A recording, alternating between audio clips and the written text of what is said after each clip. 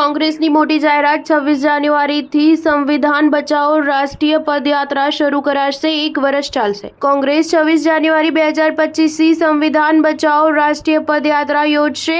Congress working કમિટીની બેઠક બાદ કોંગ્રેસ નેતા જયરામ રમેશે કહ્યું કે અમારું માનવું છે કે ભારત જોડો યાત્રાએ કોંગ્રેસને સંજીવની આપી હતી અને તેનાથી કોંગ્રેસની રાજનીતિમાં એક મહત્વપૂર્ણ ફેરફાર આવ્યો હતો। અમે ભારત જોડો ન્યાય યાત્રા પણ યોજી। હવે 26 જાન્યુઆરી 2025થી અમે 1 વર્ષ સુધી ચાલનારી સંવિધાન બચાવો રાષ્ટ્ર પદયાત્રા શરૂ કરીશું। ત્યારે કોંગ્રેસ નેતા કેસી વેણુગોપાલે કહ્યું કે કોંગ્રેસ ડિસેમ્બર 2024થી જાન્યુઆરી 2026 સુધી લોકોથી જોડાયેલા મુદ્દાઓને ઉઠાવતા જય બાપુ, જય ભીમ, જય સંવિધાન રાજકીય અભિયાન શરૂ કરશે। પીટીઆઈ અનુસાર કોંગ્રેસ વર્કિંગ કમિટીમાં ગૃહમંત્રી અમિત શાહના રાજીનામાની ફરી માંગ કરાઈ છે। તેની સાથે જ જલ્દીથી સામાજિક આર્થિક જાતિ વસ્તી ગણતરીની માંગનો પ્રસ્તાવ પણ રખાયો।